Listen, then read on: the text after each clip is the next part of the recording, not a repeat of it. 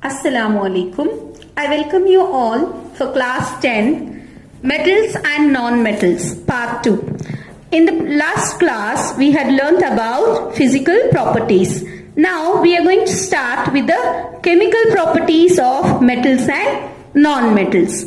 Okay, what do you know about the valence electron? What are valence electrons? In the atom chapter, we have learned the electrons which are revolving in the outermost shell is known as valence electron. Right? Number of electrons in the outermost shell is known as valence electrons. Now, to become stable, the electron should have 8 in the outermost shell. Right? 2 in the first shell, afterwards it should be octet in structure, then only it will be stable. Now coming to metals, what is the valence electrons in the outermost shell? Generally in all the metals it will be the outermost electrons will be 1, 2 and 3. You can see the example here. Sodium it is 2, 8 and 1. What are these? These are the orbits. K shell, what? L shell and M shell, right? It goes on. In your previous classes you have learned that. So which is the valency here? Valency is 1. So it is not stable, right? It can either give or take.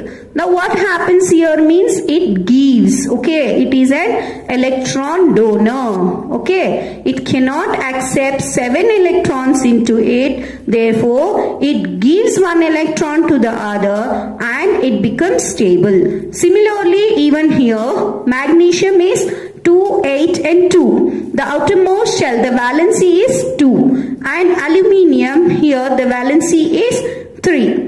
Right? All these have generally what is valency? 1, 2 and 3. They are the electron donors. Okay? They give the electron to become the stable. Therefore, what kind of ions they have? They have cations. Okay? They have cations.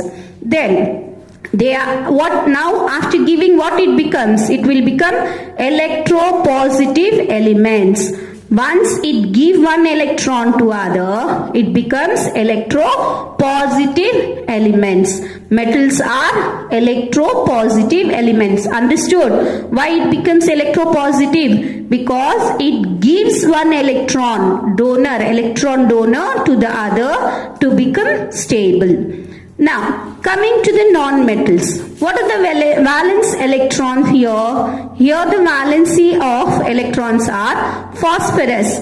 Phosphorus is 2, 8 and 5. Okay. Sulfur 2, 8 and 6.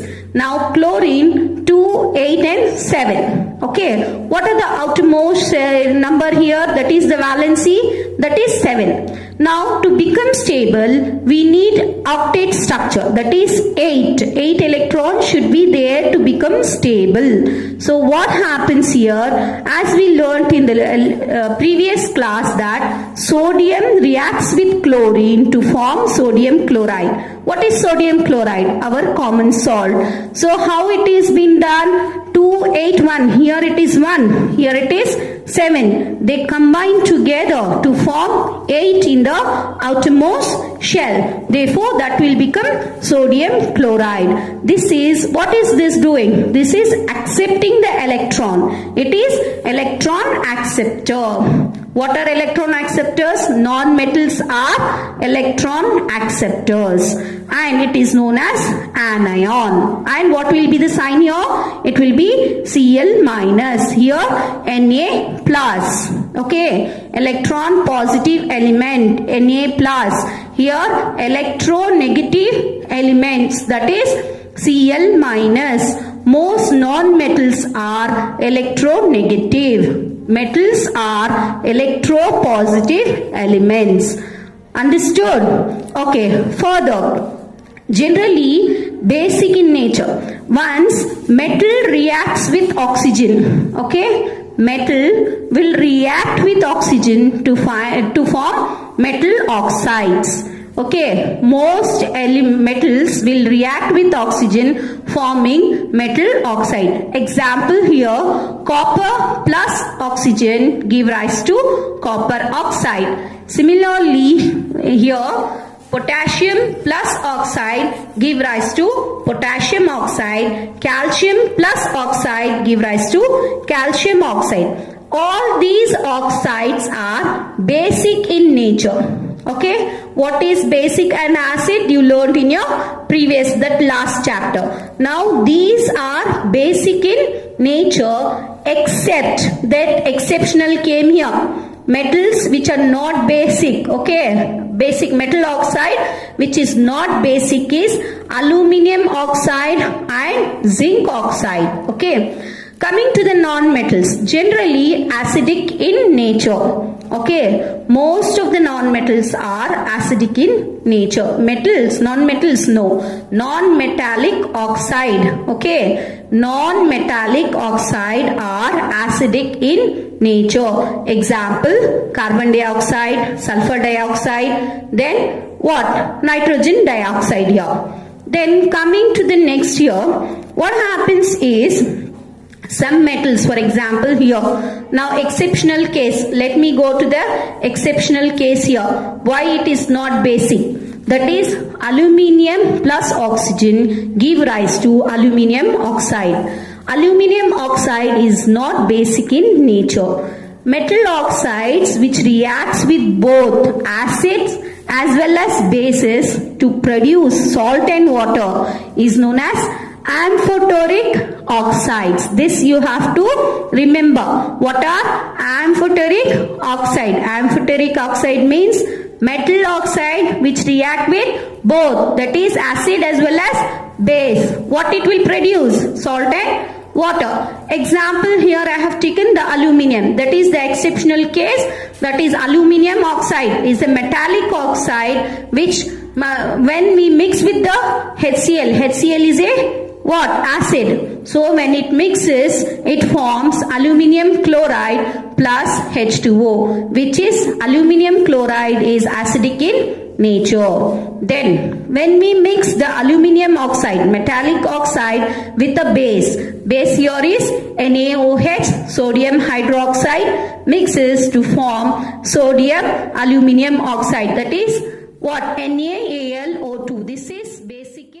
Okay, aluminium oxide plus sodium hydroxide mixes to form the basic salt, that is sodium aluminate, NaAlO2 plus H2O. That is, it forms that aluminium oxide can be an acid in nature, also base in nature. That is how these reactions are known as amphoteric oxide. Which is an amphoteric oxide? Aluminium oxide.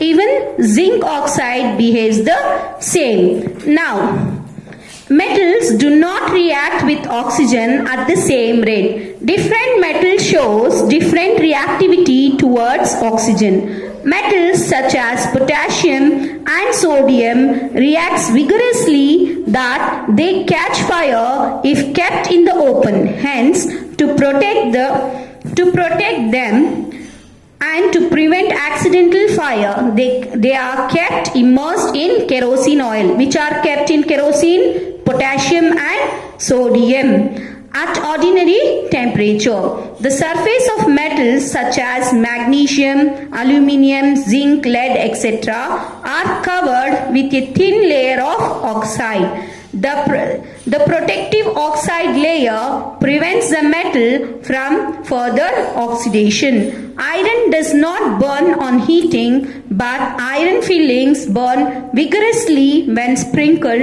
in the flame of the burner. Copper does not burn, but the hot metal is coated with a black color layer of copper oxide. Silver and gold do not react with oxygen even at high temperature. Means different metals have different melting points. So it will be covered for one metal with one to keep it safe. So which is the vigorously reacting metals? Those are potassium and sodium. So for today, the homework is complete question and answer on page 40 and try to do the activities 3.1, 3.3, 3.4, 3.5 and 3.7 at home. Thank you.